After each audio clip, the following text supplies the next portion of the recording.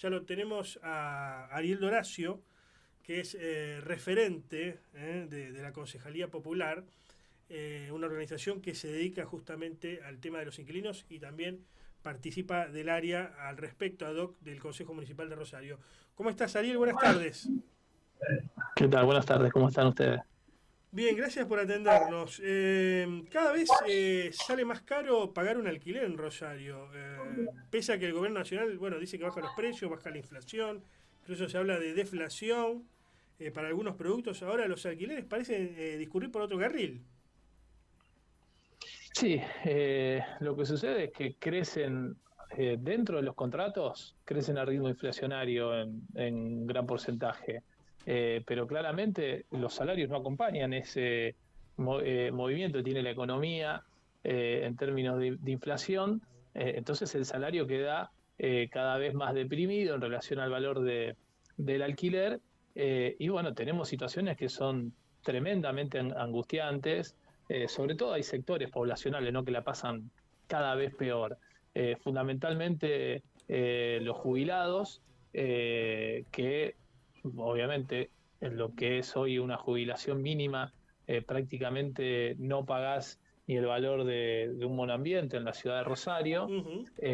Y los hogares monoparentales donde, digamos, hay solamente un ingreso que prácticamente se destina en un 60% al pago del alquiler y los gastos que conlleva una propiedad en la ciudad de Rosario. Y aparte, cuando hablamos de este tipo de hogares, ya tenemos que hablar de unidades que son un poco más amplias, ¿no? De un dormitorio, de dos dormitorios, Hogares que monoparentales, vos genera, decís, por ejemplo, una madre soltera.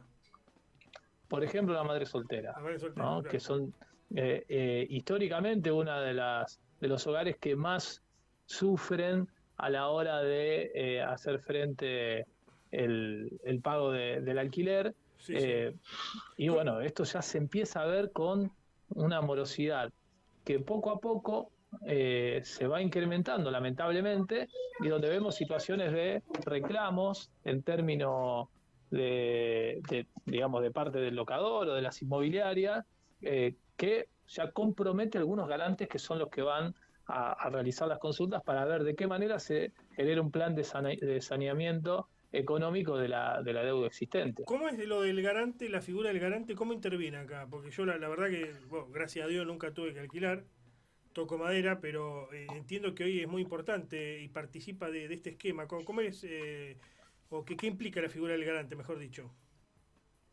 La figura del garante centralmente es, digamos, un eh, responsable solidario en torno a las obligaciones que tiene un inquilino en un contrato de locación.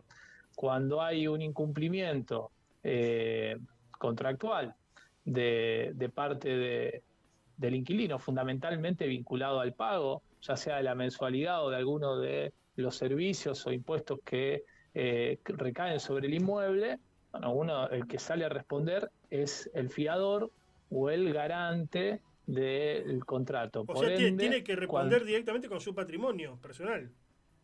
exactamente, tiene que responder con su patrimonio personal sobre las deudas que se generen o los incumplimientos que, digamos, en términos de ya digo, ¿no?, de Ujú. pagos de expensas, de una mensualidad, se va generando. Bueno, el garante tiene la misma responsabilidad que el inquilino a la hora de hacer frente. Obviamente, hay contratos que tienen dos, tres, cuatro garantes. Ujú. Entonces, bueno, quizás si ante la desgracia del inquilino, ¿no?, de no poder hacer frente al pago del alquiler, lo que hacen es, se pueden poner de acuerdo, generar un plan de saneamiento, llegar a un acuerdo económico, resolver de manera Claro. anticipada el contrato para no generar la judicialización y obviamente los embargos de los salarios Ahora o en el...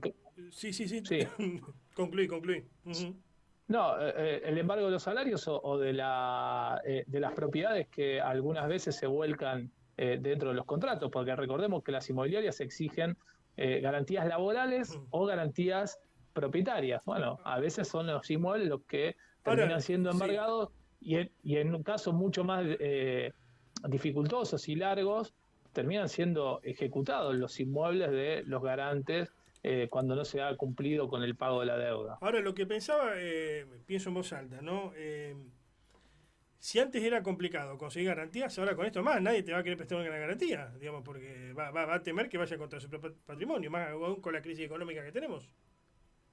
Sí, hay dificultades. Claramente que es difícil conseguir un garante y también por eso es muy importante cuidarlo. Entonces, cuando hay situaciones que se dan dentro de los contratos, el inquilino, la inquilina, lo primero que busca es preservar a ese garante, porque es una persona súper necesaria a la hora de salir a buscar un nuevo contrato de alquiler. Por eso, en realidad, los índices de morosidad históricos en los contratos son bajísimos. Tenemos que hablar de menos del 1% de incumplimientos. Hoy, yo te diría, si yo no te digo este antecedente de que el techo histórico es el 1%, y te hablo de un 3,3, de un 3,5, de un 5% de morosidad, vos me decís, bueno, pero 5 de cada 100 contratos, bueno, hay un riesgo posible. Claro, pero el techo histórico era el 1. Veníamos de ese techo histórico, exceptuando la pandemia, ¿no? Que fue un desastre en términos de morosidad, pero...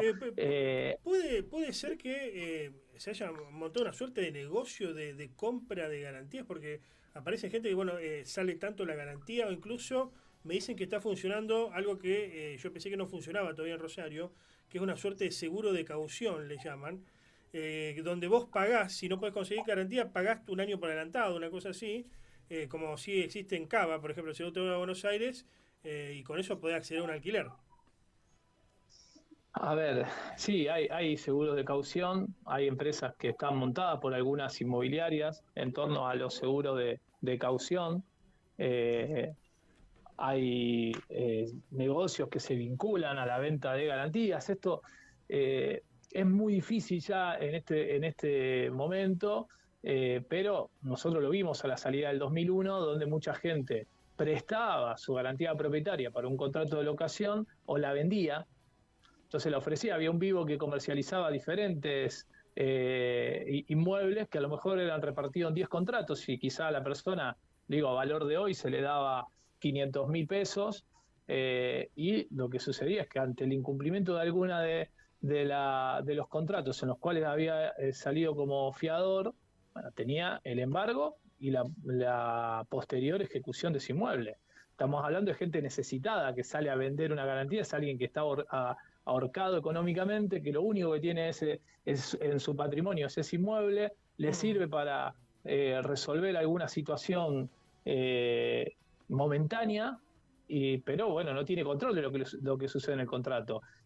Hoy son muy pocas este tipo de situaciones, se da más en alquileres informales, pero sí tenemos lo que vos decís, seguro de caución, que son empresas que se han montado para salir de garantes de los contratos o para hacer la parte del seguro ante la posibilidad de incumplimiento, pero que también tiene la obligación no solamente de pagar por el servicio el inquilino o la inquilina que opte por este tipo de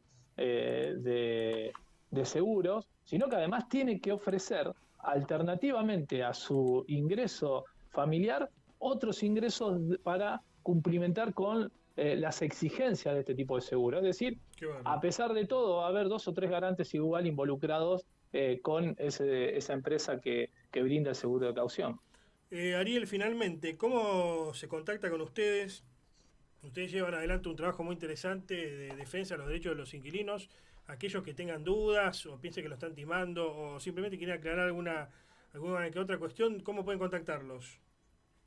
Nosotros estamos de lunes a viernes en calle Córdoba 852, en el horario de 8:30 a 14 horas en la oficina municipal del consumidor, donde recepcionamos todos los reclamos de inquilinos y donde también cuando alguno de los inquilinos cae en desgracia, ayudamos a generar o a poder plantear un plan de pago y una salida ante esa morosidad para que no termine en la judicialización, que es el efecto, lo que buscamos, ¿no? El efecto que buscamos es evitar la judicialización en este tipo de situaciones.